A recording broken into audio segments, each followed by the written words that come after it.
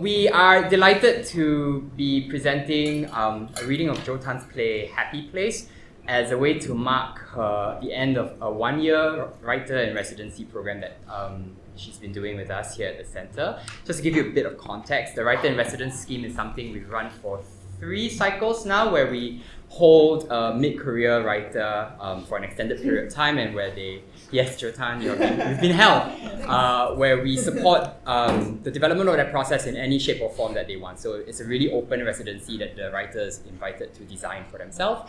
And we've had 2 writers previously, and Jo's our latest. We're very sad to see her go, but delighted that we can present her work this afternoon. Jo's chosen to focus not on developing a new work, but on revisiting a play of hers that actually a bunch of things, like to revisit her process, because Jo's been a really prolific writer. I don't know if you know, she's been quite widely produced in the past couple of years, but I think a big kind of curiosity Jo has had is how can process better support the development of work, and does the presentation of a play at its first production necessarily mean the end of the development of a play? And so she's chosen Happy Place, which is a play that was staged in 2022 at the Gateway Theatre, and received a pretty nice production, directed by Cheng Xin Rui. And I think after, she can tell you more about it after. What are you? I keep talking to you so it was something that was produced back in 2022.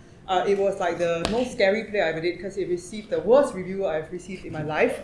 So as part of this residency, I was like, how can we focus on improving existing work rather than saying, this idea is useless and let's never touch it again. So I think it's a great idea. So let's see. Great. That just leads me to say, please could you turn off all your beeping devices and just make sure they're off so we don't disrupt the performance today. After the performance, Jo and I will be back here to talk to you a little bit about a new initiative called Rewrite My Fire, which we'll go into more detail about, and to take a couple of questions near the end. And there'll be a little reception after, so if you're feeling hungry, you can look forward to that. I think that just leaves me to say, sit back and enjoy.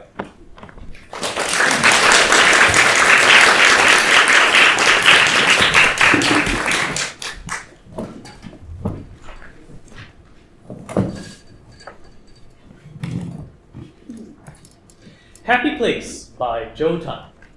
Characters: Val, Esty, Poe, callers, voiceovers, Dorothy and other voiceovers for radio stingers, all played by the same actor. First quarter. In the blackout, a very cheerful jingle with vibes reminiscent of Farrell's Happy Place. Happy Place jingle. The sound from a phone alarm. Bright and early, boys and girlies. Time to dive into the day. What do you know? Here's Val and Poe. We're gonna chase the blues away. Hey! The Happy Place with Val and Poe on 110.0. Lights up on Val and Esty, sitting around a radio console table. There are 3 mics and a laptop on the table, as well as a mobile phone. There is an on-air light, which is on.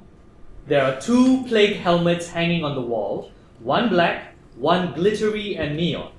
There is only 1 window that is quite high up, almost like a skylight. Through it, we see lighting changes in the sky and also hear hints of rain and rumbles of thunder. Esty is wearing a posh blazer with a full face of TikTok cold girl style makeup. She looks nervous. Val is dressed in flashy streetwear. She is very energized as she speaks in a faux American accent. Up and at 'em, my one and onlys. It's Val with you on the Happy Place. I hope you're having a great Monday so far, but who am I kidding? It's 6 a.m. Anyway, wow, I'm over-caffeinated today. Anyway, it's National Buffet Day, so here's a semi-related PSA. Tay and Toast at Bishan Eva Shelter has unlimited tea refills with every breakfast set order on Mondays. What? Sounds like exactly what Poe needs. My panda-eyed partner has overslept. When he gets in later, I'll give him my own special wake-up remedy. Here it is. Esty, who is sitting next to Val, flinches, but tries to keep a smile on her face. Val glimpses this. Also, coming up is a special interview with Singapore's very own socially conscious content creator, Adelyn, or the Truth Fairy on YouTube. Whoa! Whoa. Yeah, that's right. That was the Truth Fairy herself. Such was the extent of how conscious she is that she woke up at 5 a.m. to be here half an hour before we asked her to. Anyway, let's kick off Retro Tuesday with The Great Pretender by Freddie Mercury. Stay tuned to The Happy Place on 110.0, the best music on the move. Val hits some buttons. The on-air light goes off. Val pulls off her headphones and so does Esty. Val stands. So does Esty. They smile at each other. Hey!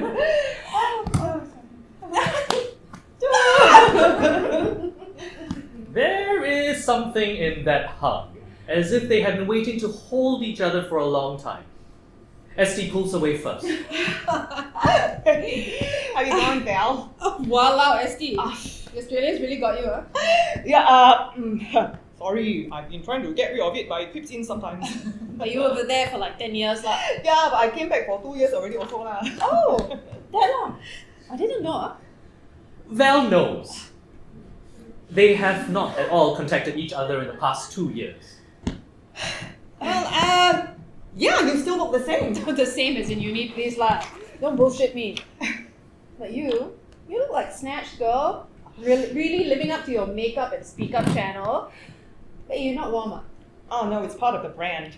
How are you? How's Auntie? Yeah, indestructible intermission again. How are your folks? Sound like that, I'm still divorced.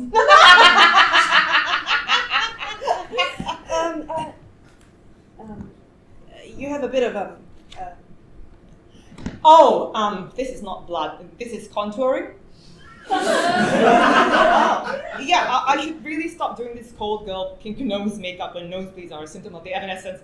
Well, don't worry, I had my protection on while I was coming here. She gestures to the dark-colored plague helmet hanging on the wall. I wore my KNN95 whenever I had to go to an outdoor area, so I won't turn into a pile of ash in your studio, don't worry. At the mention of turning to ash, Val deftly moves away. She starts prepping for the next talk set, shifting songs around, adjusting volumes, reading messages. Always good to follow the MOH guidelines. The directions here look good, right? The producers always try to suggest a route to the studio that takes you through as many EVA shelters as possible. Yeah, I mean, it's been 2 years. I know how in-person meetings work by now. I am really glad you're here. You know, I didn't even realize Ho knew you and even managed to contact you before I did. Yeah, we met on one of those lame virtual media events. You know, he said, you should come on the show. And I said, sure. Yeah, right. And I don't like coming out, interacting with people face to face. You can only tell who somebody really is when you meet them in person. Well, you've already charmed our security uncle. Oh, the one uncle downstairs. Yeah, Uncle Riz. His name is Riz. Val stops messing with this control panel because she senses an opportunity to make a joke. Like Rizman, not charisma. Oh, yeah. He has quite a lot, I guess. I mean, he asked, you alone? Nobody won, I think.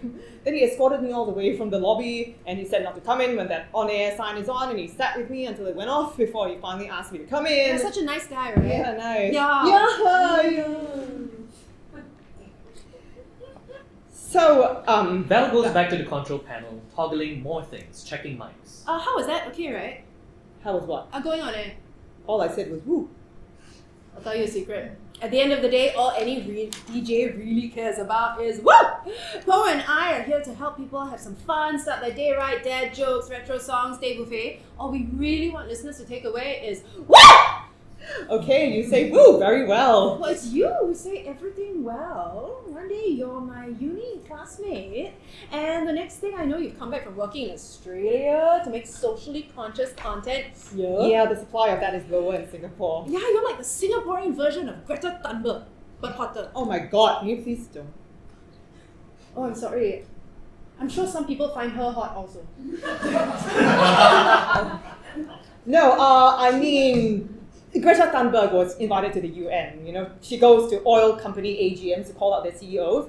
But this is Singapore, so I do makeup tutorials while tangentially also talking about bad stuff happening in the world. You, though, You were the listener's choice DJ 2029. And you and Paul were voted most relatable celebrity couple on Zula, Oh huh? my god, please don't. You've been together for 3 years. Don't believe everything you read on those internet stories. Yeah, but there's so many though about you two hanging out heavily. Well, whatever gets people listening, right? Yeah, you know what? You're obviously the media pro here. Maybe I need to learn from you. Oh. Yeah, sure. Come on. Val sits down and cheers into the mic. She twists her head from the microphone as she says, Woo! Now you try. Oh, I was kidding. No, you're right, this will help. Try it.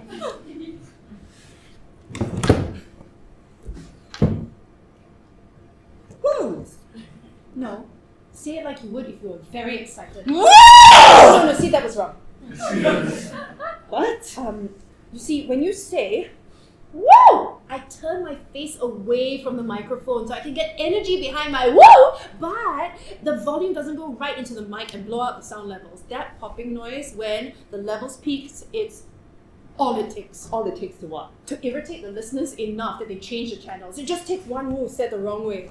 Keep that in mind for your interview, yeah? an alarm goes off on the station phone. Okay, time for a quick announcement. Val hits a button on the control panel. The on-air light comes on. The happy place on 110.0. 110.0 Ohio. It's Val here, still waiting on my partner, my 110.0. Glad you're hanging with me this morning while I hang here till he shows up for weather and traffic coming right up. In the meantime, Esty is nervous. She seems to be sweating. She reaches into her bag and takes a notebook. She studies her notes. When Val looks up from her spiel, Esty tries to shove her notebook back into her bag, but it falls to the ground. What are you looking for? Tissue? There's some here. Um, I can see you sweating. Just take that off now. No, I'm fine. I'm just checking that I didn't forget my phone when I scanned my SingPass at the gate. Yeah, I don't know why they're still doing that contact tracing here. Our stations get public funding, so I guess we're being extra wayang for the government. I mean, we have to show that we're doing everything we can to monitor any staff or guests who become EVA casualties. Yeah, that happened a lot. Have you had colleagues, well, disintegrate? Only once or twice, and never anybody from this station. Who were they? Oh, no, it's okay. They were from the finance station. Oh, okay. Yeah, Nobody from the Chinese stations? not yet. Oh God, your mother used to listen to them when she was cooking. I remember. Of course you do. You hated the fried rice she made for us whenever I came over to study. She was such a bad cook. The only time she cooked was when people were around, so to show that she wasn't sick. And whenever the music stopped, you knew she was bringing it over for us to eat, and you would just like drop your head on the table like this. You ate everything. You encouraged her. Yeah, well, I felt bad. You kept making up yo mama jokes about her. Your mama puts in so much oil in her food that Greenpeace tried to blow her up. Except it was your own mama. Your mama did so little cleaning that the real mama in our house was Mama Lemon. Although Greenpeace has only organized non-violent protests, and also yo mama jokes are misogynistic. Anyway, I'm so glad your mother's okay now. Yeah, she is. Well, today I came to make sure... A small alarm goes off from the station phone. Oh, we're on air in 2 minutes. Huh? I was told that my interview was at 6:30 a.m. Oh, help me out. Paul isn't here yet, and this is a 2-person morning show. It needs banter, buzz. We're not one of those lame solo shows on the graveyard slots. No, but Paul is almost here, right? I mean, what time did he get up? I don't know. I haven't been able to get in touch with him since last night. Wait, Val, is there any risk that he could... The Poe went drinking at Collab Street last night. He will show up with sunglasses and a headache. At the very worst, he'll have a nosebleed, like you. Did you call him? Because... I already dropped him a text last night for not being late today. I don't want to push it. You don't want to push it? Okay, 1 minute left. Well, okay, wait, I need to quickly go over the interview questions. Leslie sent you a list of questions? Huh? Don't you know about them? No, I don't like asking preset questions. The talks that get so stiff. But Leslie has a generic set of questions she sends interviewees whenever they ask for them. Val, I prepped for these questions. Like, number 1, who's your greatest inspiration? And I was... Classic. Yeah, forget all that for now. It's time for weather and traffic. What weather and traffic? What's that got to do with me? Oh, you're the truth fairy, the socially conscious content creator. Who better to talk about the state of the world? Well, weather and traffic. Okay, Val, listen, I came today... Val hits some buttons on the console. The on-air light comes on. The show stinger featuring a very American voice says, 110.0 traffic! Val shifts the laptop so ST can see. Go, Esty. Just read up onemoredrink.com. What do you think DJs do? A roadblock on Broward Road at the site of last night's Evanescence case, where the empty car crashed into the road barrier. Remember, stay indoors if you can. But if you're passing by, keep your PPE and mask on to minimize contact and avoid those nasty nosebleeds. Also, drive smoothly. Do not slow down to stare. Not staring is caring. Val hits a button and the end of traffic stinger plays. Now it's Weather. Your turn. No, what the hell do I... Another singer plays with the same very American female voice. 110.0, is that the weather? A bit of a surprise for you today. We've got a guest weather girl in the house. It's social issues influencer, the Truth Fairy, or Esty Lee. Do your thing, Esty. Val holds out her phone screen with the weather on it to ST and signals her to speak. The weather... Suddenly, ST grabs the microphone and jumps on the table. She stares out the skylight, a low rumble of thunder. It's Esty, besties, and there's a reason that I'm testy. The weather outside is frightful, so let us get insightful. The sea levels are no longer low, and the raindrops flow. So maybe we should have used fans instead of air conditioners to slow down climate change. Maybe we should have driven less. Well, it's too late now. Wow! Val hits some buttons and the song begins, then fades down. The on-air light goes off.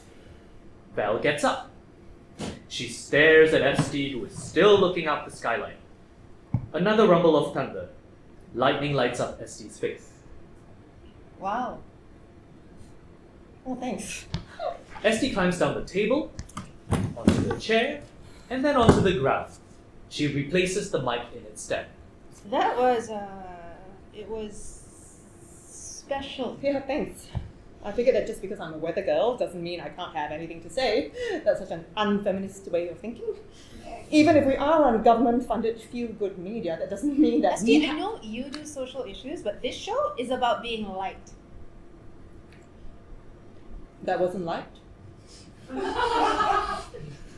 Don't you ever listen to the radio? Of course not. Who still does? Val genuinely looks like she has taken a blow. She has to sit down. Oh, I was kidding.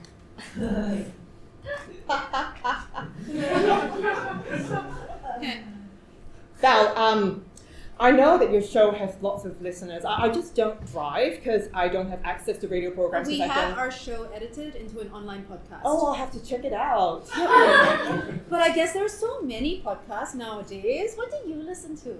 You know, if I'm out and about, I try not to listen to anything because I need to notice if an EVA site pops up around me, right? Yeah, but when you're passing through the EVA shelters at home... I don't know. Podcasts like Stepping into Truth, Pod Save the People. What radio has going for it is liveness. You know, something happens and Paul and I talk about it straight away. Someone calls in, we chat with them on air, we talk about whatever comes up in the moment.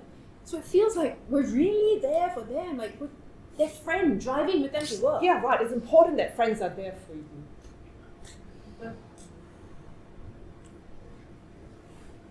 Listen, Val, I came today to ask. So anyway, what I mean is that show is real, not like some over-edited YouTube makeup channel where the viewership has fallen by half. Yeah, I'm also kidding. Oh, Just take this show quite seriously, okay? Poe and I built it from nothing, from being a solo graveyard shift to the programming director giving us one last chance as a duo, all the way to the morning primetime slot and being voted top on Couple Goals polls. yeah, I take my YouTube show quite seriously too because it's a serious show.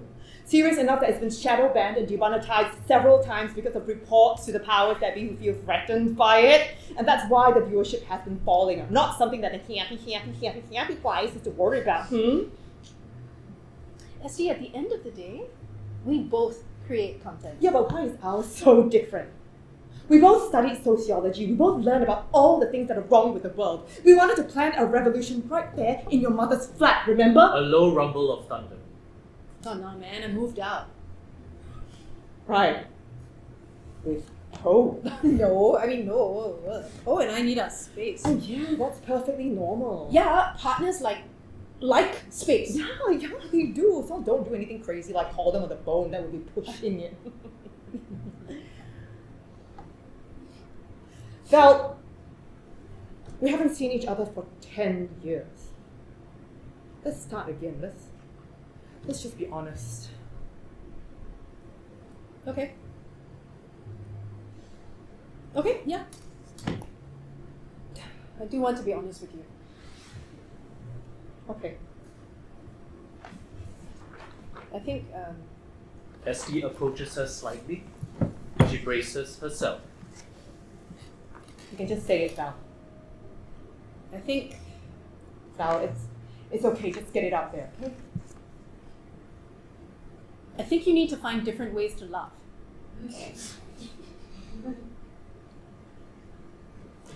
What?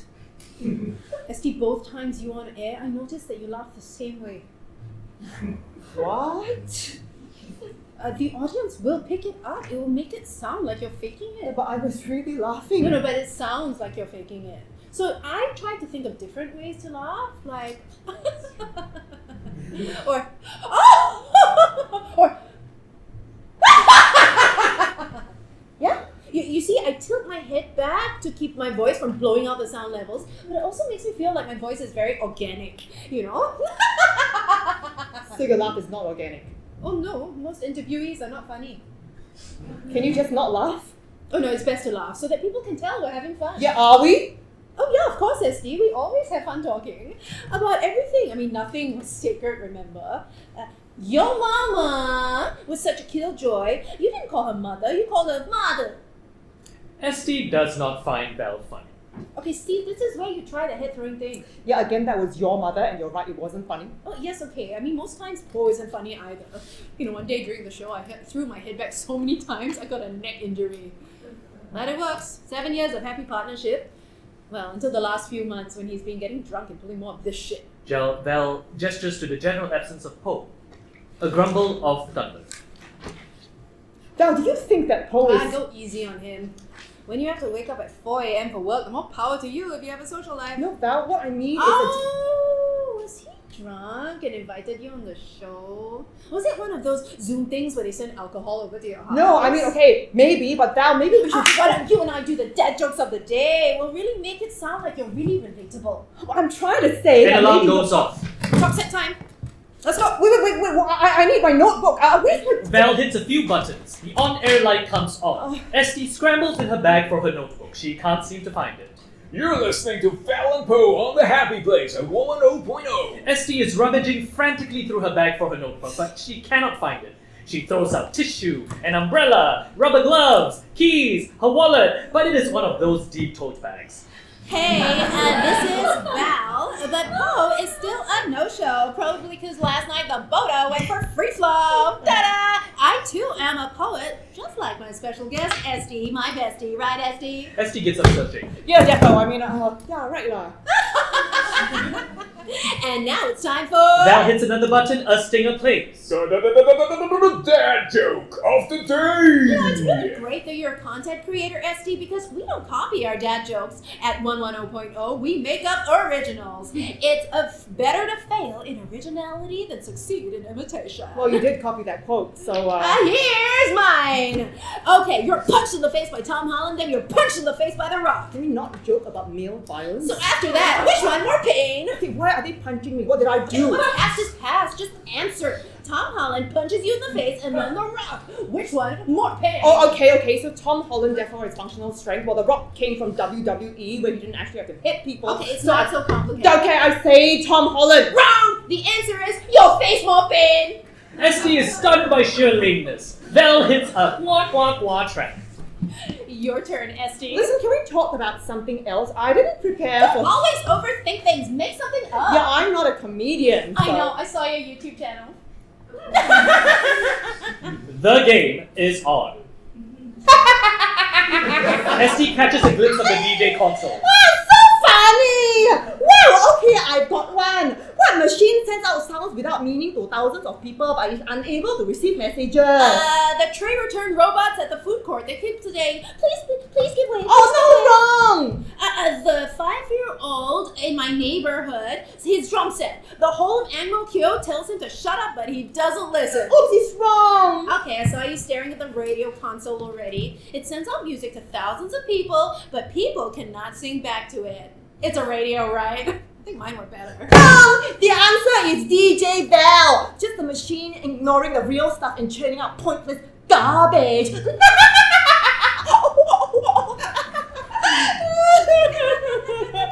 got the dad joke of the day now? Wow, brutal honesty. Exactly SD's brand. Okay, one line and onlys. I actually knew SD since uni, even before she started her woke dilk and choke channel. She was already challenging all the rules of polite society. Oh, please, Val. Back when you were the troublemaker, everyone, I remember that our lecturer actually said Except you were the one who took down the whole inter-hall swim meet by losing control of your bladder and peeing in the pool. Remember? You were pulled on last minute as your hall reserved to swim. I mean, you were like, I don't. And then we found out why. Because the moment you dived in, the whole school got a bird's eye view of that expanding Hiroshima cloud in your lane. You may be an environmental warrior now, but back then, you also loved going all natural, huh? The two other swimmers went straight for the ladder. The organizers had to do crowd control for half an hour before they could continue the event. I told them I couldn't compete. I had to wear a swimsuit, and there were so many people. So they just kept arguing until there was no time to use the bathrooms. So when the race official screamed, "Go!" You went! Now that's an awesome dad joke. It's got pee and puns. One and onlys. Do you have any funny stories about bodily functions? Tell us in the WhatsApp so we can read it out right after news and sports. Val hits a button and the stinger plays. Fades out. Second quarter. Val clicks something. The online air goes off. Silence in the studio. Val continues clicking through things, chuckling to herself. Esty is in shock. Finally, she brings herself to speak. What are you trying to do? Oh, just saving the audio file for the trailer. That was so great. It really came out really relatable, really funny. What trailer? Oh, we put out the best segments of the morning show and repeat at other time belts. It will really increase your reach. A rumble of thunder from outside. Esty stands. Her Australian accent has returned stronger in her agitation. What in bloody hell are you trying to do? I'm trying to save your ass from sounding like you're too good for primetime radio. With your climate change and social justice and your bloody blazer in Singapore, please. You want the truth? The truth is, you shishi and poo-poo like the rest of us. I never said it. I have an image to maintain. Of course, I like pee and poo, but there's a time and place. I was gonna say something very serious. Oh, yeah. Now it's time to play. You gotta look proper, like my makeup like a call girl with a shrimp on the fucking Barbie. You think you're being so authentic when you put on an accent and you pretend you're better than the rest of us? Well, it seems like my show is more real than yours, Truth Fairy. Oh, you are imitating the way that I talk. When you sound like you're auditioning for Legally Blonde, like, is that what you mean by being real? What? What I mean by being real is not abandoning your friends.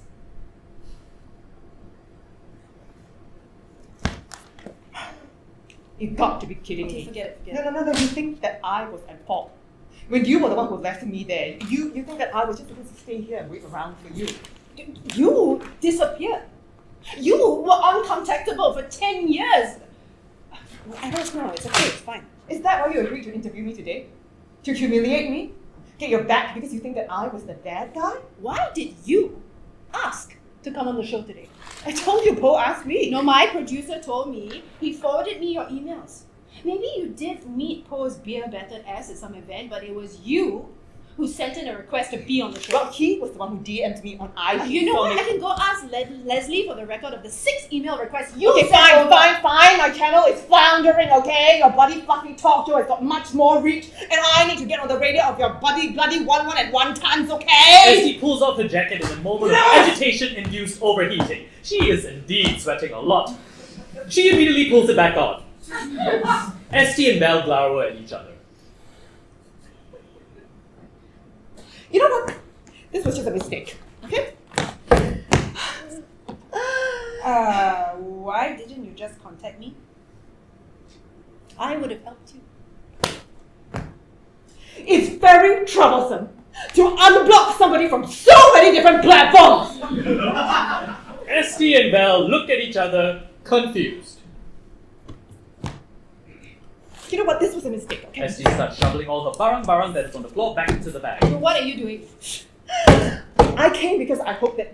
You know what? It really doesn't matter. No, you can't leave now. Oh, yeah? Why the hell do you want me to stay after all No, that? because we've already announced your interview twice. To change it would affect the planning of our time belts. Esty stops packing.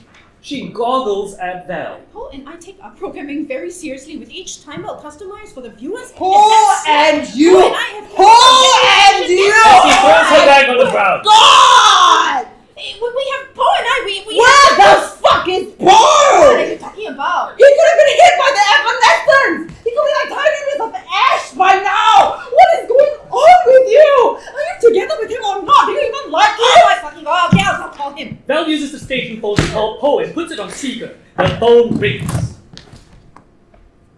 A sudden hush descends upon Val and Esty as they realize that this could be very serious.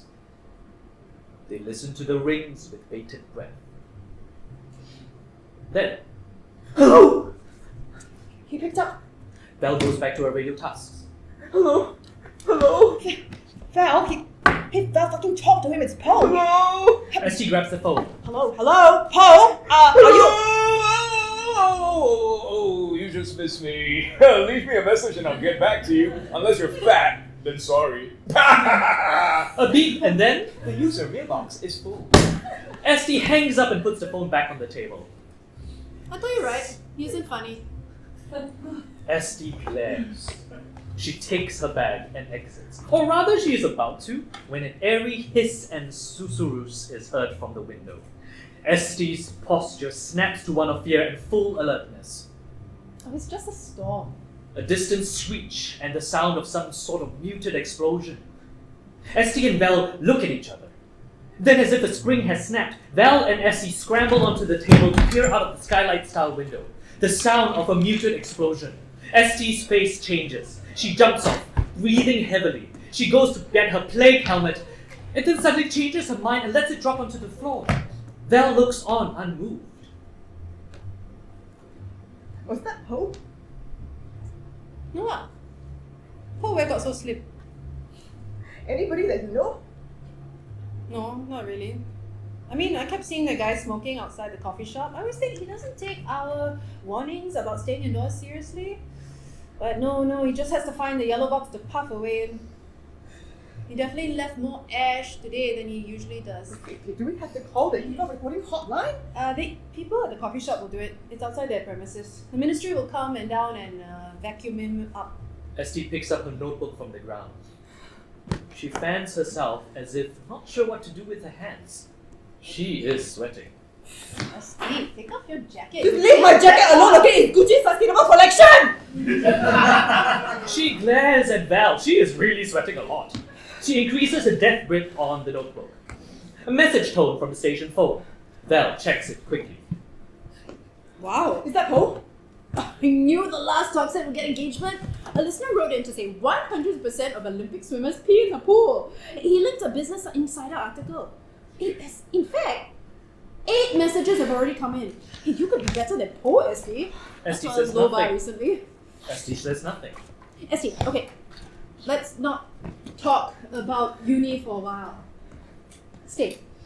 Do the rest of the show with me. Of course I will help you publicize your show. I publicize you, I always would have. We're fellow media, after all. Esty twitches. Then she smiles. Yeah, okay. Okay, bestie. A huge smile spreads across Val's face. Okay, bestie! A bit of guilt creeps up on Esty. For the record, about last time, I did write you a note before I left because I wanted to clear up some things. I just didn't know when to send. Esty, I said let's not talk about that. Let's just chat, okay? Let's just have fun. Yeah. We're coming up almost immediately after the news, huh? Bell turns on the speakers so the studio can hear what is playing on the station. A weird, airy screech echoes across the speakers. Then a series of muted explosions, followed by screaming. Both freeze to listen. That was a recording sent in by a listener who witnessed last night's Evanescence event, where not one individual, but 7 in the same area simultaneously succumbed. Authorities advise avoiding the Club Street area today, or if you must pass through, to keep your PPE on. Remember, it is safest to stay indoors or to travel through EVA shelters. In other news, McDonald's has announced a limited edition Labubu giveaway with every Happy Meal. Bell turns off the volume. A rumble of thunder. 7 people at once. Last week it was 3. Val stands up. She moves towards the plague helmet on the ground. And they said at the start it was only supposed to be individual incidents, right? It's getting worse. It's getting worse and worse, and somebody needs to say something. Somebody needs to say something. Esty grips a notebook. She is sweating a lot. Val picks up the plague helmet. Esty sees her. Val, but what are you doing? Esty realizes something as Val moves in the direction of the door. Val, it's too late. If Poe was there, it's too late. Val keeps moving. Esty lunges for Val. You want to get a nosebleed that turns you into a human confetti cannon? Val, sit your ass down! Val hangs the plague helmet on the on-air sign. She turns around and gives Esty a quizzical grin. Be careful where you put your helmet. That goes on your face, like. Esty stares. Don't worry, I know how EVA works. Avoid recent EVA sites, yada yada. I recorded the safety precautions that we play on this station. And also, did you say human confetti cannon? That's great. Val writes it down, and she glimpses at the station phone. Oh, Poe texted me. He's fine. Just too hungover to come in. Bloody clown. Esty smiles tightly. Right. She grips the notebook tighter. We've still got 1 minute. Can I quickly finish something? Got to record my bits for Ned. She hits something on the console. Manipulative, sentimental music. Esty sits down. She just stares. I don't want to grow up. I want you to take care of me, Daddy. I'll always take care of you, baby. I promise. Vida Insurance, for everything from accident to evanescence, so you can always look after the ones you love. Group Evanescence coverage now available for up to 7 persons at a time. Val hits some keys to save the recording. Sorry, they're the main sponsors for the show, so when they want some last minute changes, we have to do it. They gave us a lot of money. I think they're really rolling in it this year. Don't know why. Yeah, I don't know why. The alarm goes off. Ready? Esty is sweating harder. Nonetheless, she smooths the jacket, adjusts its collar. She grips the notebook. Yeah, ready. Val hits a button and pulls on her headphones. Esty does the same. We don't see the gleam of the on-air light as it is covered by the plague helmet. You're listening to Happy Place with Val and Poe on 110.0. It's actually just Val this morning because, you guessed it, Poe just texted to say he's sick. But we've got a sick replacement for him. Sick as in awesome! Our super sub is none other than SD Lee, aka the Truth Fairy, Singapore's most daring, socially conscious YouTuber. Say hello, SD! Yeah, woo! Isn't my old school pal awesome? And lots of people agree. Varshini even texted to say, I'm not always a fan of the Truth Fairy, but I loved hearing that swimmeet story. SD is hashtag keeping it real. Alright, SD. Yeah, thanks, Varshini. Woo! Yep, keeping it real is what we do on The Happy Place. We talk about what people really think day to day, best makan deals, whether ang paos are better than presents, whether you say excuse me if it's a silent burp. We leave the cheem stuff to the atas people, right or not, bestie? Speaking of which, let's talk about your show. Woo! Yeah, my channel is not Team or Adas. You know, it was actually born from being bored in the early days of the Evanescence when we all locked ourselves at home. I started doing makeup looks to match my outfits while bitching about things that annoy me. Oh, like what? Let's pitch together. Like how some coffee places won't give you straws because they say they want to save the environment, but only use disposable cups even if you're eating it. Or like misogyny. You know how we expect women to have a full face of makeup to be radio DJs, where the male DJs go around with beer bellies hanging out over Uniqlo shorts and raincoats? Fewer than 1% of rapists getting convictions. Oil companies greenwashing. How we're doing business with countries that support genocide. My outfits are my battle armor. My makeup is my war paint because we should be on the warpath. People have screwed up this world to a point where we're all literally falling apart, and these same culprits are pretending that nothing is wrong. SD stands up. Well, everything is wrong. Belle stands up. The media is hiding a big secret from you all, so I'm gonna spill it. SD, what are you talking about? Media here is the mouthpiece of the powerful, and you're gonna see just how much they've lied. SD! Belle takes a mic out of the stand and moves towards SD. Okay, SD, the joke section of the show is over. Can we just like... Belle reaches out her hand to cover SD's mic. SD runs away from Belle.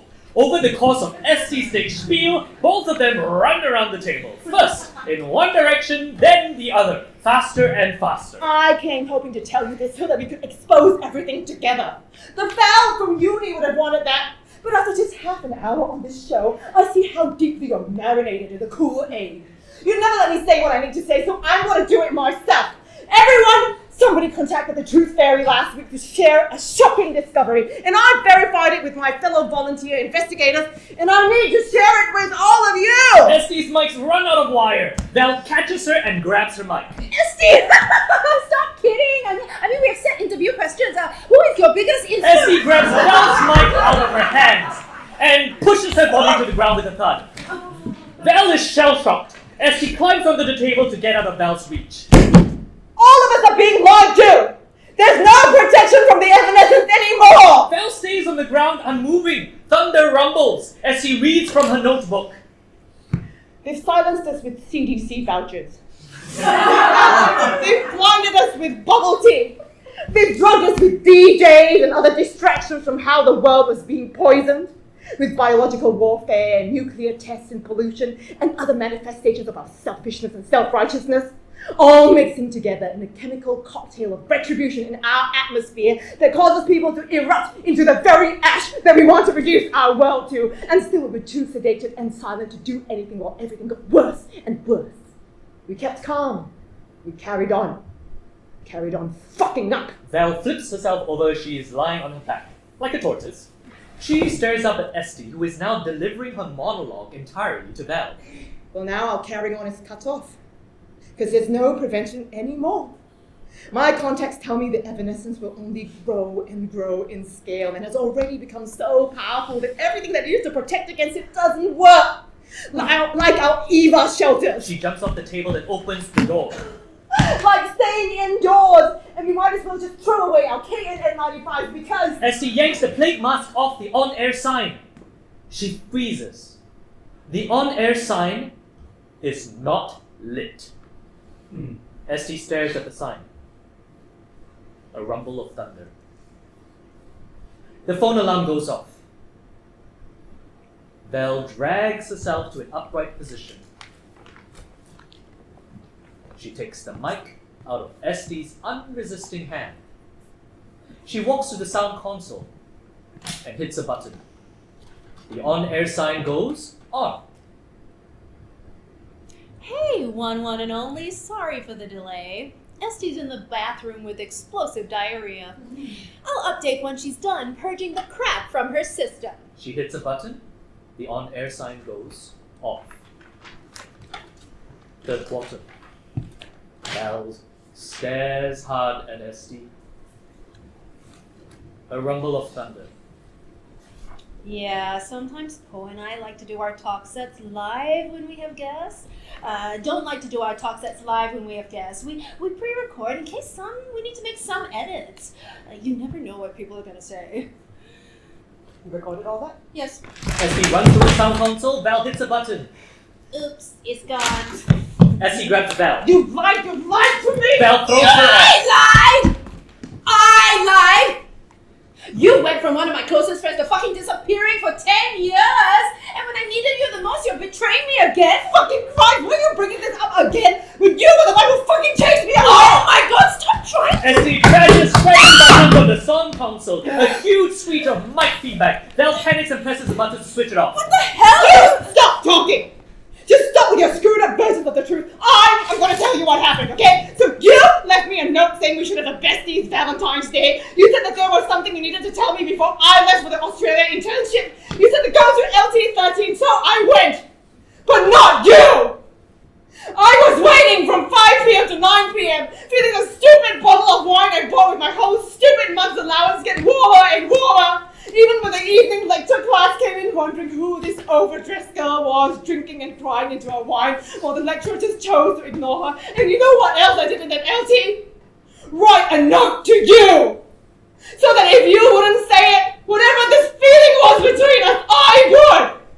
And I would have given it to you if you didn't ignore all my calls and messages, even until the day I left. So when an Australian company offered me a job, of course I took it! And now I'm talking to you again, I remember what I was running away from. The feeling of being worth just as much as pee in the fucking pool! SD sits down on the edge of the table. She is exhausted. After a moment, Val joins her. I needed some time. Well, you got it. ST, I was scared, okay? Oh, what, me? Yes! I mean, it's not like my life was going so great. You were all I had. What if I screwed that up? And my mother was... Oh! She was all I had. What would she think? Well, now she thinks that you're living in sin with some chubby fuckboy in uniform and she's fine with it. Look, ST, my mother... What? Who is not that chubby?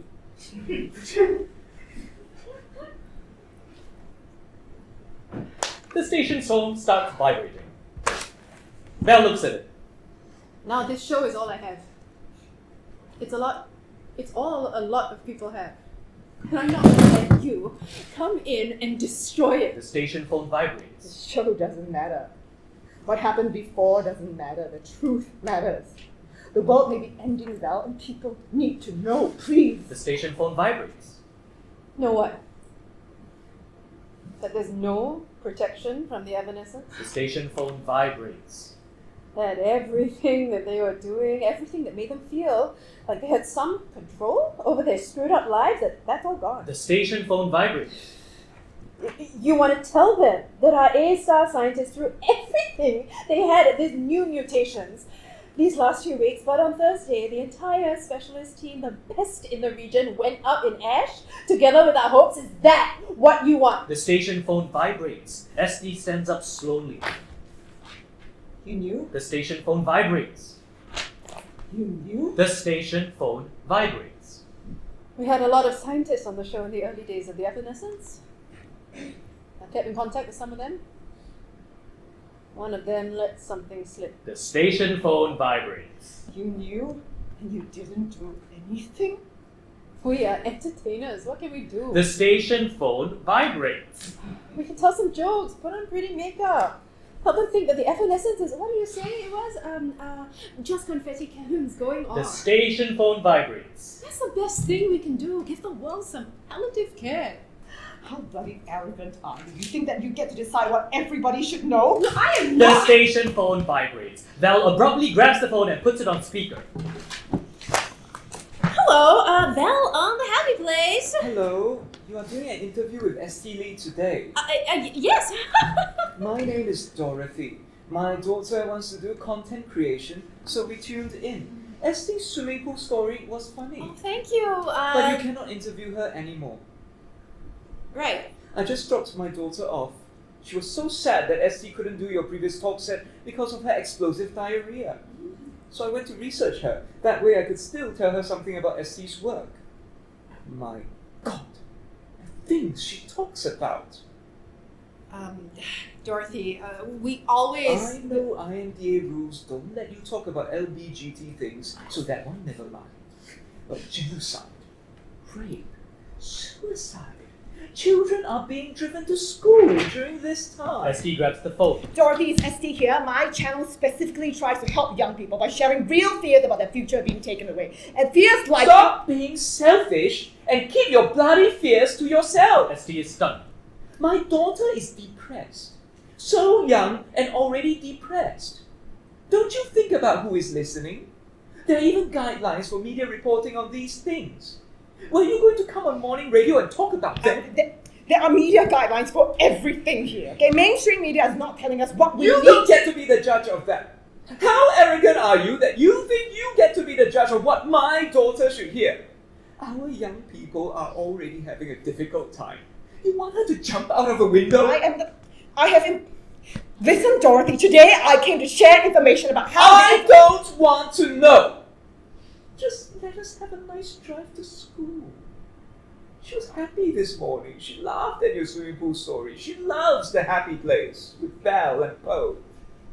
You better not go back on the show, or I will write a formal complaint to IMDA. Okay, Dorothy, then thank you for calling. Maybe we can... Shit. A click as the line cuts off. Thunder. That woman is crazy. She is one of over 10 people who asked us not to have you on the program. They're all crazy. They're all avoiding the truth.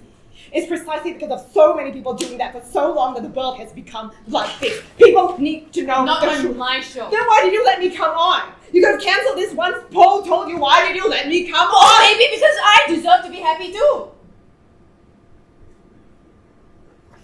How? What did you think was The going? phone rings, an obnoxious, irritating ringtone. Esty moves to take the call. Fucking complainers. Val suddenly lunges for the phone, accidentally ramming Esty What aside. are you doing? No, Poe's calling. It's Poe. She hits the speaker button on the phone. For a moment, we only hear the sound of heavy breathing. Poe? Are you okay? Some quiet laughing on the other side of the line. The feeling is ominous. Poe! Say something! Hey, where are you, Jibai? Poe is fat. What? Hello? Who is this? Poe is fat. We're all fat. The whole world is fat. Esty grabs the phone. Who are you? Where's Paul? The line cuts off. What the hell?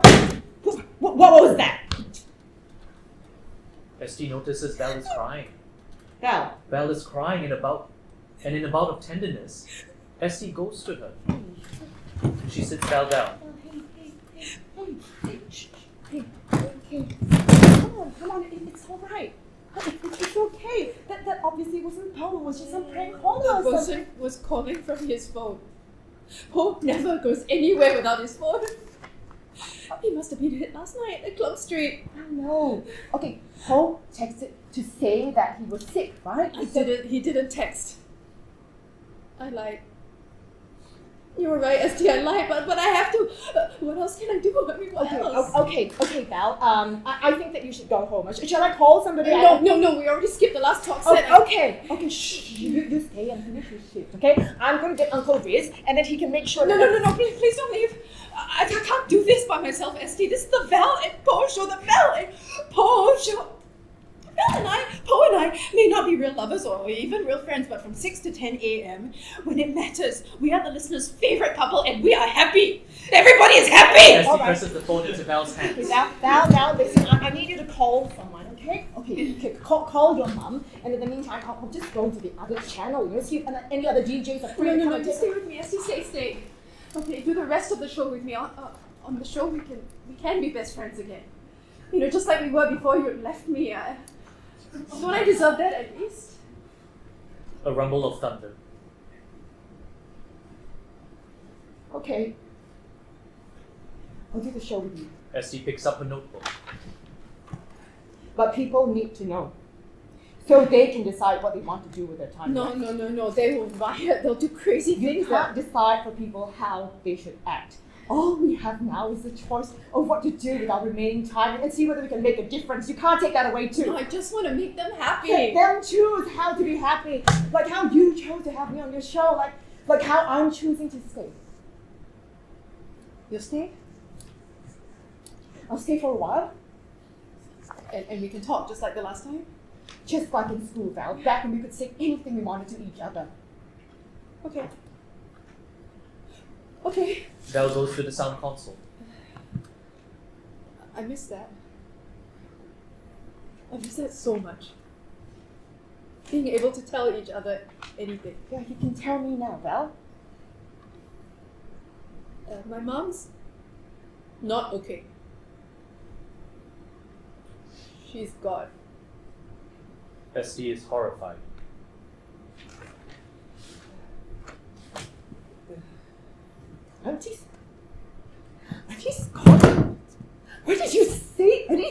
starts to set up the talk set. I did. I said too much. For over 10 years. What are you talking about? Val continues to set up the talk set on the sound console. I said she was getting better. That the radiation was working, that she just needed chemo. That she was in remission, that she just needed an operation, that she'd be back in remission. Oh, Val! Just a transplant, just a bit more chemo, just stop eating salt and sugar. I just pushed on a little bit more until one day I stopped knowing what to say altogether. And I was just watching her in the hospital and she kept crying, pain, pain. Why is there still so much pain? And there was nothing I could say. Val. Even when I came to work and I went on air and there was nothing I could say. I just kept thinking, pain, pain. So I stopped visiting and everybody was happier. The phone alarm rings. Val turns it off. She joins Esty at the sound console. A few months ago, they said she was gone. And my only regret was that it took so long. I should have just kept quiet and let her die. I should have just left her alone, just stayed here in the happy place. Val is smiling, but there are tears rolling down her face. She hits the buttons. The on-air sign goes on. You're listening to Happy Place with Val and Poe on 110.0. Val speaks into the mic at the sound console. She tries her best to keep her voice even while she's still crying. Hey, one and only, this is Val and Esty on the Happy Place. Yeah, take note, Esty, we DJs always have to say our own names like we're Pokemon. Yeah, that's right, everyone. Guest DJ is Esty today, and she has a special... Val chokes. She looks at Esty and gestures an invitation for her to take the guest mic. Esty looks at the guest mic. She approaches it. She walks past it to Val at the sound console. She shares Val's mic. Hey guys, it's Esty, Val's bestie. She puts a tentative arm around Val to steady her. Okay, the world's a mess. So I need you to listen very closely to what I have to say today. It's, Val lets out a whimper. She looks up at the skylight, trying to take deep breaths. Esty looks at her, puts down her notebook. It's really important to practice self-care. Esty sits on Val's chair with her. Yeah, the world can be, a lot, so take a break, listen to music, put on some makeup. Remember what we used to do back in uni, Val? We were very stressed. Oh my god, yes. Go to LT13 and dance! You know how we would leave each other notes to meet at this lecture theatre? Between 5 p.m. and 6 p.m. lectures. And Val would use Bluetooth to connect her laptop to the speaker. And Esty would run to the top of the stairs and push a chair against the door. And Val would turn on the top 40s and we would dance. And dance like that was no freaking tomorrow!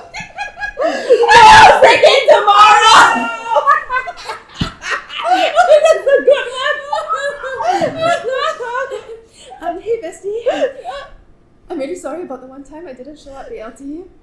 And I didn't even apologize. I wanted to, but the longer I left it, the bigger the problem felt until it was too late. I'm sorry too for making you feel like it's too late. It should never be too late, yeah? It isn't? No! There was one note I wrote but I never gave you. I was just so annoyed at you that I kept it for 10 years. 10 years, can you bloody believe it? Yes, I can, it's you. I'm so sorry. I could have given it to you earlier, but I was so angry that you did something stupid, so I decided to be more stupid by going away. But looking back, it was you who encouraged me to apply for the trip in the first place, remember?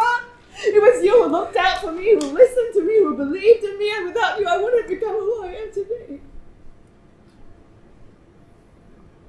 I missed you, Val.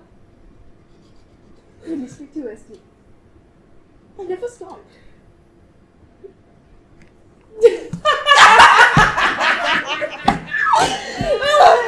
Anyway, yeah, self-care. It's important. Do some meditation. Yeah, journal or something. And also, if you have a friend that's far away, why not send them a shout out via the Happy Place? And coming up is National Buffet Day, so tell us about your worst Singaporean buffet behavior and stand to win a Tayo TV. You're listening to Val and Esty. Woo! Val hits a button, the on-air sign goes off. Fourth quarter. Silent tension in the studio. You didn't talk about the evanescence. Yeah. Yeah, I realize. A growl of thunder. Esty, I need to be honest about one more thing. I don't find your channel over-edited or atas or boring. I've watched every single thing on it. You're inspiring, Esty. You believe so strongly even when it's so hard to believe in anything. I've shared almost all of your social media posts. Val, come on, you couldn't have. I created a social media account to stop you. I am woke or broke 29. Esty looks agog. She shows. I'm Radio Ho 62. Val laughs. Esty noises. A rumble of thunder. Esty, your channel is so special. But you can do good here too. No, people need us. Val takes the phone. Let me read you some of the messages people have been sending in. I love the last talk set. I have friends I haven't spoken to in years too, and the longer I left it, the harder it was to reconnect, but I'm going to now. Oh. There's more, look. Val holds out the phone to Esty. She takes There it. are people I haven't said sorry to. If you can, could you help me read out a dedication? Terry, I let you down and I'm very sorry. I regret it every day from KC. Esty, you can't say that isn't real. I may be just a lousy entertainer, but that is the difference I make in the world. That we can make in the world. Now there's a part 2. P.S. My bad buffet behavior is spitting out chewed food into tissue so I can taste everything on the menu. Please choose me. Choose me to get a TV because mine is very small. A rumble of thunder. The station phone vibrates. It's a caller with more stories. Go on, Esty, answer it. Okay. Esty answers. Hey, it's Esty with the happy place. She turns it onto speaker mode. Sounds of an airy hiss and muted explosions. The caller who answers sounds almost too cheerful, screaming over the cacophony in the background. Hi, so I have this story. It's no. It's not about buffets exactly. Hi, sir, are you okay? So sometimes in hot pot restaurants they. Oh shit. A sound of screaming in the background. The caller seems to start sobbing. Yes, sir? Listen. You know they have free flow of sauce, and I really love the homemade sambal sauce. And shit, oh my god, it's so hot. It's so hot. There's a bar and this big hot pot chain in Vivo City, and they always overcharge. So I just blatantly take this water bottle. Oh god, my nose, I'm bleeding. The cacophony in the background gets louder. The caller speaks louder to compensate. His breathing starts to sound ragged as if he is running. And I fill the bottle with it so my family can eat the rest of our meals for the week with the sambal. Is that selfish? No, I totally feel you. What a great story. You're making my day. I know I've been selfish in a lot of ways. You are SD, right? Yeah. I heard you earlier. You're a good girl. You teach people how to take care of themselves. I'm Uncle Roy. You got advice for Uncle Roy? Of course, maybe you can. You can wear your mask and you can. Okay, I will go and get it. Oh my god, all these people. The sounds of multiple muted explosions. You are a good girl, Esty. What you are doing is important. And I think, oh shit, no, I can't breathe. I think it's important that we. The cacophony grows even louder and explosion. Esty slaps her hand over her mouth and rises. Val cuts the line. Esty is in shock. She lowers her hand. Her face goes expressionless. Esty opens a jacket, grabs an envelope from an inside pocket. She puts it on the table. I kept the note for you. Read it later, Val. I have to go now. A rumble of thunder. Oh, is it explosions? What? Don't go, stay with me. No, it's getting worse.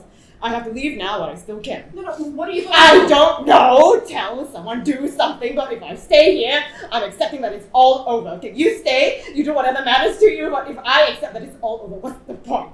What's the point of everything I've done my whole life? Esty, Thunder. That's the note I never gave you in LC13. It's what I never got to say. I kept it for too long, Val. I'm giving it to you now. Esty takes a bag and slings it on her shoulder. She heads to the Esty! exit. Suddenly, Esty turns and grabs Val into a fierce hug. They hug for a long time. They cry. Thunder. Esty pulls herself away, holding Val's shoulders. She looks at Val. Esty moves to the exit. Val slumps to a sitting position on the table and looks away. She doesn't notice that Esty is holding her hand to her nose. It comes away bloody. Esty exits.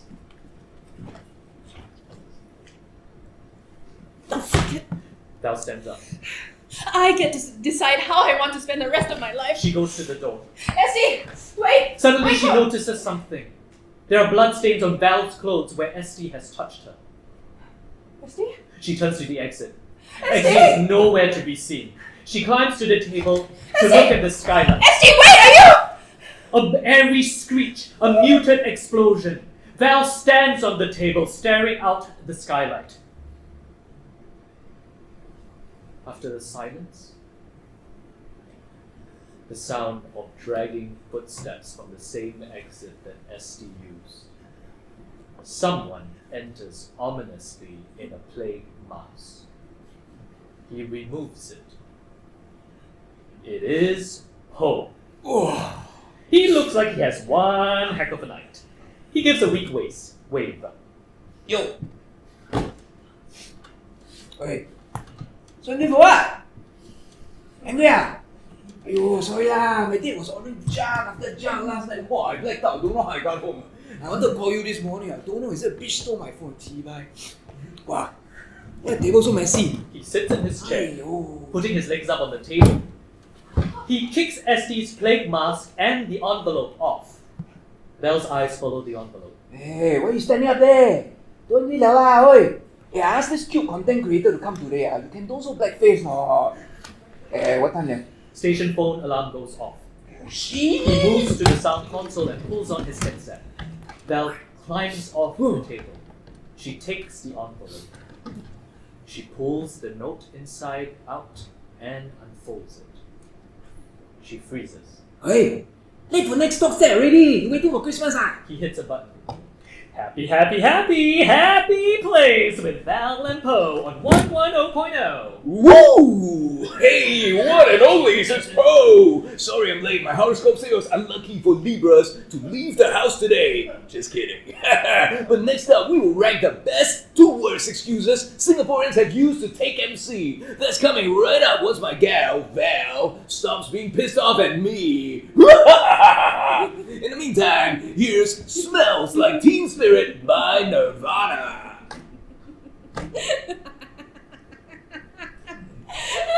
What's up with you? Val hands the note to Poe. Is something supposed to be on this? It's damn old. The ink's all faded. There's nothing left. There is nothing left. There's nothing. Val laughs and laughs.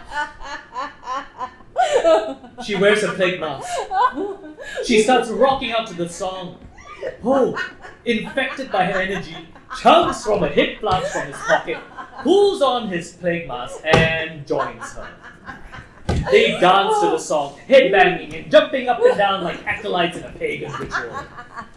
The chorus plays. Where the lights out. It's so dangerous. Here we are now. Entertain us. I feel stupid and contagious. Here we are now. Entertain us. And then confetti cannons goes off in a riot of color.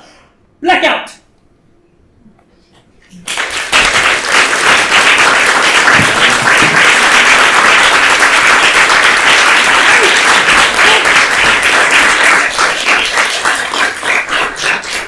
Give it up for Julie Reed.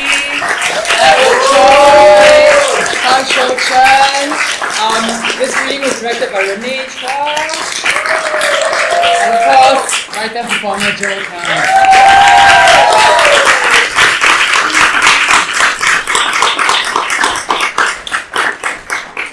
This is a clicker, it's not an award or anything. But thank you so much, guys. I would love to get your feedback and questions later. For now, I'm going to run straight into these amazing slides. Look that I've created.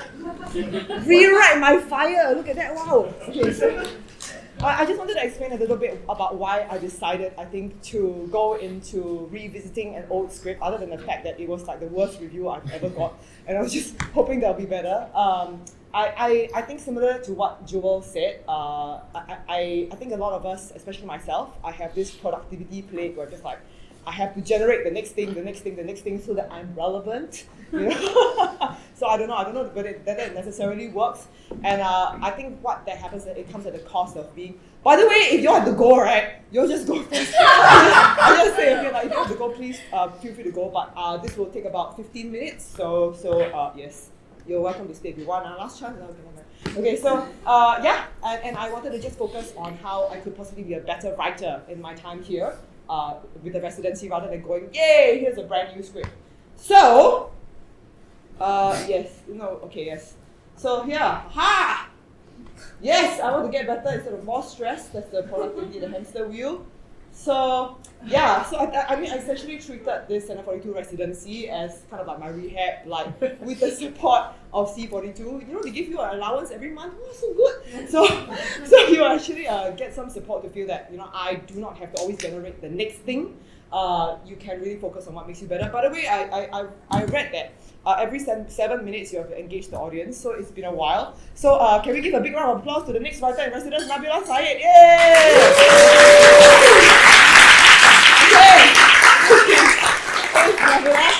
So I was here, and then like the thought was like, maybe you can work on what you already have instead of generating new stuff all the time. Maybe I'm not a content creator, you know. So yeah, so I'm not. So now at this point, I want to share a case study with you. I call it a tale of two shitties. That's because when I first had these two scripts, the original stagings of them, they actually got pretty negative feedback. But I want to tell you a little bit about how the two of them differed. One of them was Forked. So, Forked, this is the journey. Yeah. Too much. Okay. You went to. I went to, oops. Okay, thanks. So,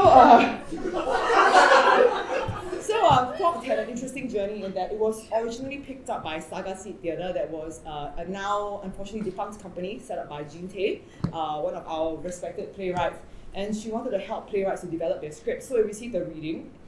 Then I brazenly also submitted it to the M1 Singapore Fringe Festival, and then it received a staging. And then that actually received a bunch of like not so great reviews, like really kind of like lukewarm ones. And then also like Ask Twitter used that opportunity to send their like student reviewers come and then like sometimes say really mean things. but it's okay because sometimes say really nice things as well. But then after that it actually got picked up by Cheng Xin from the Finger Players, who helped me develop it over the course of 1 year. And that was, I think, the first play that got me the Best Actress title at the Live Theatre. Was whatever that means, right? It was so much work now. I mean, it actually got me some formal recognition. So I actually like illustrated this for you. Look, that's the scene there. Pikachu is evolving, he says. So the thing is that my thesis is that as scripts go from staging to staging, they can evolve. And I think some nice news that I'd like to share is that Forked actually went to Edinburgh last year. We did not have a very seasoned director like Zijian. In fact, it was directed by a new first-time director, Winston Leong, and it still got some really nice reviews. In fact, we got an invitation to go back to London. I don't know whether we'll take it, but it is going to KL next month. So yay, exciting. I think that's the power of evolving scripts and revisiting them. I mean, this is what I'm going to say. By contrasting it to another play, which is this one. Oh my god! Look how bad this review is! It's so bad! It's really like I don't think this is necessarily Storfen's fault. I think it was actually the sub-editor, because I used to work at Straits Times actually, so I know that sometimes sub-editors think, oh, what is the funny pun? Haha, let's contrast happy and sad. But the thing is, I mean, it was very demoralizing for me, honestly. Like I think there was like a few months where I was just, I don't want to write anymore, because I'm just bad. So yeah, it was, and I did not manage to drag Sangeeta down with me. Thankfully, she's won the Live Theatre Award now, so well done. but yeah, I mean, it's so the interesting thing was that, so I then came to Center 42 and I said, can I rework this script? and we actually received some reworking. So in I want to explain to you why there's all these pictures here. It's because while I was here, right, I just thought like, what can I do with my scripts, like and take a bit more initiative with it. So I wanted to actually have more readings, and I asked a lot of my friends, can you just come in and read with me for no money, just snacks? You know, and they really just did it for me, and it really helped me so much. And like they were really nice, you know, and they said it was fun. I don't know whether it was fun. Was it fun? Yeah. So I mean, then the Center for Teaching gave me the space. You know, helped me like print the scripts, and so I was able to have several readings. And then Joel, who's my mentor, pictured here. He was just like he was able through the course of these readings. He was very shocked. Just gave me a whole bunch of feedback. So it got better and better. I'm still not complete yet, but it's the state that you see it today. So I'm very curious to find out for the people who have seen it in its original staging how much it's different. But I will pass the mic to you in another 7 minutes. Okay. In the meantime, this was actually developed, and we actually got a little kind of staging at this interesting NAC event, because they were trying to open a new venue called Kampong Java. They were like, why don't we have a reading here? And despite the fact that there was a stage just in the wall, next to the wall, where people were singing rock and roll, we had people come in and listen to the read, and they actually gave really nice feedback. They said like, you know, we like it so much better. I really quite like this play now. So I was like, haha! When I staged Happy Plays, a lot of people said it's a great idea. You should develop it more. And so I went to these people and I said, hey, I've developed it more. Do you want to restage it? This was what happened. Do you have anything new? I went to 3 different people who said I should develop it more, and they all said the same thing. Don't you have anything new? So this is something that I think I've noticed with, at least until recent years, the development of theatre in Singapore. Support given to stage brand new thing leads to maybe not enough development, because unfortunately with seasons, with timelines, with resources, you kind of have to rush into a staging. New thing doesn't do so well, or sometimes doesn't do well at all. Next, the no longer new thing is written off as a failure, and it's not new. So there's very limited funding for it, if any. No companies want to stage it, because one of them literally told me it's been painted now. I don't want to touch it. So it's because I mean, to be fair, they each also have their own voice. They want to have their own stable of talent. So it's just not something that they support. So unfortunately, then support is given to a brand new thing, which turns out to not have enough development, doesn't do so well, and then it's written off again as a failure, which means that I think a lot of really great ideas are kind of consigned to oblivion just because they have not been developed enough. And I think Joel will agree that in a lot of actually other markets, unfortunately, where we are a small theatre market in Singapore with a small audience, but in a lot of other countries, you have off-Broadway to off-Broadway to Broadway. You have off-West End to off-West End to West End. We don't have that here. The moment your first thing doesn't do well, the company is like, oh, I'm so sorry, I never want to see this again. So what can we do? So in an effort to try and make a difference, I'm just going to recommend this thing, like similar to what I've been doing with like some really kind people here. I think set up your own development as far as possible, your own readings while you can. Yeah. So I mean, it's just that I've received a lot of really nice endorsements from people who came to read the script that they said it was fun. Right now, Jen? Right now, Judy. You also came for free, right? Yeah. So Good snacks. Yeah. So I mean, you can set up your own actually readings, and I think you might be surprised at how many actors are willing to help you. I think that people always feel like, I need to pay everybody for everything. And you should, but I think we also want to create a kind of community where we are helping each other out. And actually, Joel said, why don't you start up a mailing list? And then I tried to do it, and I was very bad at it, so I'm not going to do it now. So, but I mean, I do encourage you to set up your own readings, and yeah, I mean, just try to make it rewarding for the people that you read with. Remember People for Paid Work, our other resident playwright, Sean Dunnington actually said, you know what, actors love meeting playwrights because playwrights can give them work in the future. I don't know whether this is true, I will try my best.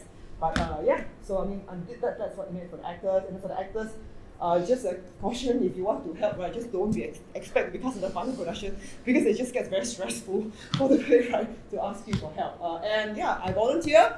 So if you need any help developing a script, please do ask me. I'll be happy to read for you. I'll try my best not to expect to be cast in your final production. And finally, I think something that I do want to commit to, which I kind of like, I kind of like clickbaited with my Instagram post that I was going to try and make a difference, is that I am going to commit to setting up this initiative within the next 12 months. I've already been speaking to some people, hopefully they help to support this.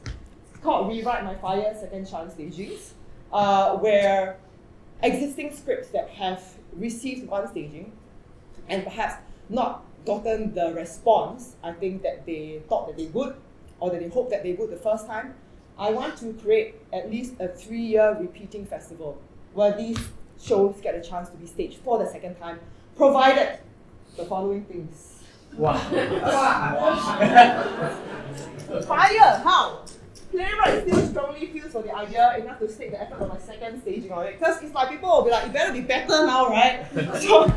So yeah, I mean like this person still has to commit to this. Second, they have to be open to dramaturgy over the course of a few months and undergo workshops and readings during these few months so that they can rewrite the script. It has to be rewritten, they cannot, like, I just want to be staged a second time, it's the same script, so cannot.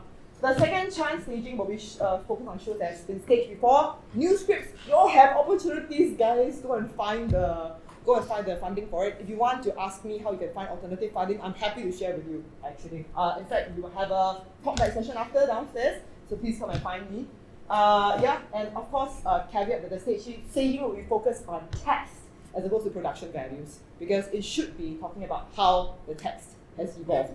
That's my way of saying that it will probably be pretty cheap. So be prepared if you want to work on this particular initiative. When? So yes, within the next 12 months. So every edition should feature at least 2 plays, the second chance staging, right? So and I want to commit to making this happen within the next over 3 years.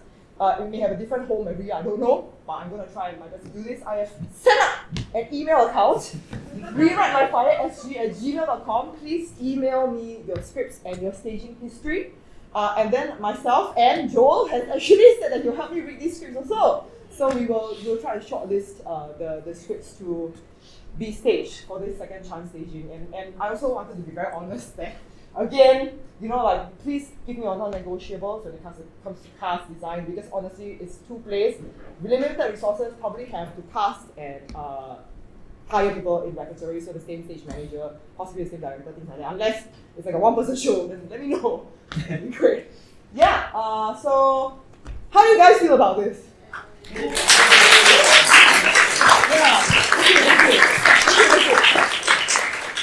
7 minutes, every 7 minutes.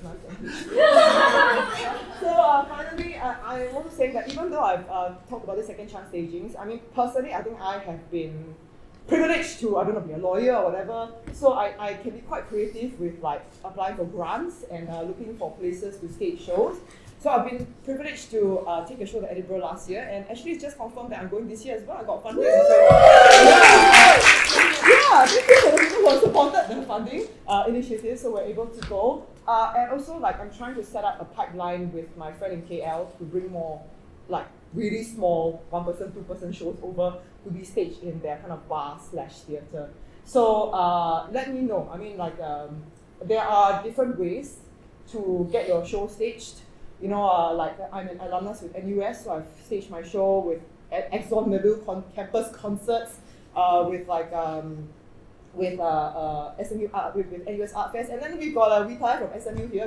If you're an SMU alumnus, you can also talk to him about how you can collaborate on things. So I mean, there's a lot of different ways to get resources to stage a show. Come and talk to me if it's something you're interested in. Okay, we gotta help each other, man. Indie playwrights, unite!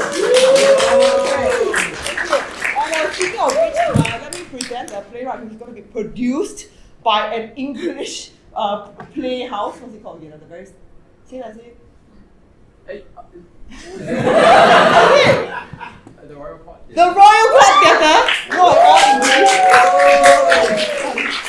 Oh, I mean, I'm here to facilitate your talk. No, engage you every 7 minutes. Okay, great. Thanks everyone for staying to the end. I guess we have 10 minutes just to take a couple of questions. Would you like to focus specifically on Happy Place or any? I'm happy to, you can ask me about the residency, you can give me comments on Happy Place, you can ask me about Happy Place. You can talk to me about second chance stagings, it's fine. You can ask Joel about his play, I think it's okay. Okay, maybe he doesn't want to. But I'm also conscious that some people, before they came, they said that they have to leave at 6:30. It is now 6:30, so if you have to go, please go. Yay, bye, yay! Yay, Lynn. Bye, Christina, bye, Lynn, yay, bye. Okay, thank you. So if anybody has any questions or thoughts you'd like to share, maybe as it pertains to the play, maybe those of you who have seen it before might want to remark on things you've noticed that have shifted in an interesting way. For those of you who are new to it, perhaps we could kind of talk a little bit about maybe some of the more memorable moments about the play and things that kind of excited you as you were listening to it. And if not the play, then any aspect of what Jo shared about her time with us at Center 42 and her very exciting initiative, Rewrite My Fire. Yeah, over to you. Yes, Laura. How do you know when you should just completely abandon the play because it's a disaster and it's the deep core of it is conceptually wrong, and when you should keep on working? Do you think? I think honestly for me, it was working with a mentor / dramaturg, and then I would just watch his face for like what he was too polite to say, and then if it looked like there was nice things, I was like, okay, I can keep pushing into it. But I mean, he was also very honest with me. So it really is reading with other people for me, so I think for me it's two things. One is that I'm still very passionate about the idea of what is the role of an artist in a world that seems like it's going to end. I mean, I actually was thinking of writing a brand new play about it, and I was like, I have one! I shouldn't write a new play about the same idea. So I feel if you're still passionate about it, and secondly, read with actors, read with a dramaturg and see what they think. Yeah, and see whether, the dramaturg will probably try and find out what you want to do with the play, and then let you know whether she thinks that's achievable. I mean, you know this, Laura, you work with dramaturgs, but thanks for asking. Yeah. That's an interesting question though, like for some of the artists in the room as well. Maybe we can talk about it when we're having drinks downstairs. Like, when do you know, when to abandon something? And I think maybe also there's that thing of sometimes something just needs to be set aside for a long time, and its season will come when you're maybe more mature to tackle it again. Yeah, and also sometimes if you just don't feel like it, don't, right? Just don't torture yourself. Thank you, Laura. Any other questions? Yes. Okay. Is there an age range with this program? Is there an age range? Rewrite My Fire? No, but it has been staged before, and it should be a complete script lah. So that's the only thing. So if you are like 15 and you have I'm just turning 19 this year. Oh my god! But if it has been staged before, then I would, I think it's perfectly considerable. In fact, it's probably great. Yeah. So I need a complete script and like that's about it. And it has been staged before because it's Yes, second chance. right, That's the thing, But if you are a 19-year-old who has produced work, well done. Oh, thank you. I'm actually trying to write a play about something, and I went to my director about it, and she said it needs more work, so I'm going to put more work into it. Yeah, actually, you should talk to Center 42. I think they have open submissions where yes, you should look out for our new scripts garage, which we run a couple of times a year, where it's an open invitation to receive dramaturgy, low barriers to entry. Anyone can send a script in. Yeah. We work with the first 6 scripts that reach our inbox. Follow them on Instagram so they will post about it. Yeah. Yes, Raj. So I just have 2 questions. Firstly, about Happy Place itself. Congratulations on it. I think the core relationship between the different protagonists is quite well developed and we see. Oh, thank you. I just had a question that if you have plans of further development, would you consider other forms like audio play, for example? Yeah. People have said this before. It's not something I'm personally interested in. I think not for Rewrite My Fire, but if there's a parallel opportunity, I'm curious to see what it would be like, but not for Rewrite My Fire, I think. Yeah, that's a great question. And then for Rewrite My Fire itself, does a dramatized stage read count as a staging, or is it like fully staged? I would unfortunately say it doesn't count as a staging because I think there are really especially like for how old are we? 60 years old, right? There's just a lot of plays which I think people just write off already. So I think if it's received a stage reading, it means it's still in development for its first staging, which is well done. But then I think the other plays that have been written off already, we want to give them a second. You know who's going to submit? Who? Robert Yeo. Good. And then you can dramaturg him, wouldn't that be awesome? It would be amazing. Yeah. I think that's incredible. Yes. Any? Thank you, Raj. Any other questions? I think we have time for maybe 2 more. Sure. Yeah. Hi. Hi, Hey, Joe. Shona. Thanks. Having seen the first version of this, and it's developed. I mean, I really enjoyed the first one, but enjoyed this one Right. even more. So thank you. Yeah, thank It's- you. It's gone in a really nice direction. Love it. Yay. I'm interested in the criticism you got. Yes. The first one. Yes. Did you not get any positive? Oh, I did. So Isheng really liked it. Like, Yeah. Yeah. And this one, I just think what's interesting in terms of who are we affected by as artists. Yeah, for So sure. we get one bad one, we Yeah. get maybe 10 good ones, but it's the one bad one that affects us. Isheng has got 2,000 followers. Straits Times. but also, I mean, you know, we all, when we read good ones that we don't agree with, we go, bloody hell, why are they? Yeah, I know. So, you know, there's a real mix match, and sort of in terms of the value that we place on it. And Yeah, this is I know. theatre criticism globally. Yes, You know, I agree. It's in a really different place to say it was 30, 40 years ago, you know, where Yeah. there was a much greater depth and influence that they had. It now becomes a bit of a marketing tool. And, Absolutely. You know, and so I think just in terms of, you know, the sources that we take as criticism, Yeah, I know. I mean, you know, because I did like the first session, I love this one. But I just say don't. Thank you. Don't. I'm healing. You know, don't always take the Straits Times as gospel. Yeah, thank you. You know, there were lots of people, I'm sure, we loved it too. Thank you. I think just for generally for everyone, it's just that, you know, one person's view Yeah, is not I know. the 100% view. Yeah, thank you. That's very kind. That's very kind, and actually, I think that's what I'm trying to do with second chance staging as well. It's not a be all and end all. It's not like I condemn you forever. It's just like it's just a staging. You know, it'll come back. Yeah. Thank you. In the supporting of the second chance stagings, which is, you know, a brilliant initiative in terms of play development in Singapore, the first chances that are needed to enable the second chances.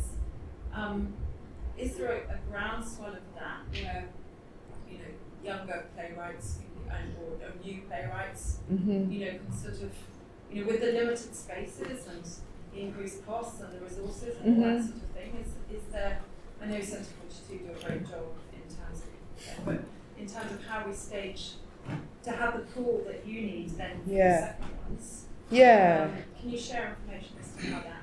For sure. I mean, I don't know whether I'm the best person because I'm not actually of the younger generation. But I mean, I have had opportunities where I was just, I mean, to be very honest, I just shamelessly like wrote to SMU and said, like, would you? I worked with you before. I have a script. Would you like to produce my script? I will leave it to them to announce or not announce what's happening or not happening. Then so then with NUS as well, I think it's about finding different. Trying to be creative about the platforms. It's like I actually spoke to Renee recently because Renee has a work-in-progress as well, which is very interesting. It's about dementia. And she said she can't, like through the traditional platforms, applying to NAC to get a creation grant, it's been quite difficult. And then, but I think some of the artists in the room, they've been resident artists with National Gallery, that gives you a sum of money to use their spaces to create work. Or, you know, so you can have a residency there. If you kind of sign up as one of asked to be considered as one of Centre 42's resident playwrights, they give you stage readings as well, right? I mean, I believe they're developing 4 playwrights right now. And if you're with NUS, again, there's NUS Arts Festival. They're constantly looking to populate their programming as long as you work with the students there in a meaningful capacity. So I would say be more creative and ask around. It obviously gets easier the longer CV you have. So I have to say that is true. But I mean, if you want to be put in contact with people or you want to ask how things can be done, like come and talk to me. I'll be very happy to share. Also for the playwrights in the room, Wild Rice, which is where I also work as his literary manager, is currently running an unsolicited scripts window, which closes at the end of April. And we, it's an open invitation for writers to send in a full-length play, which we will read. In fact, Centre 42 is partnered to help do the reading for this exercise. We had a lot of submissions last year, and out of that group, we pulled 18 writers who are now in a writers group with us, and some of them are here today. And in this writers group, they're developing a new play with us at the company. And out of that exercise, 2 scripts have gone on for further development, and so we're doing it again this year in hopes of meeting writers we don't know and reading scripts. So that's kind of part of our new commitment at Wild Rise as well. So that's, I think, a really exciting initiative. I'm just conscious of time, and perhaps we should stop here thinking about the future. And we have a little reception downstairs if you'd like to join us for snacks and a drink, and find out more about ways to support Center 42 in its work. Thank you everybody for coming on a Sunday afternoon. Thank you to Joe and the team.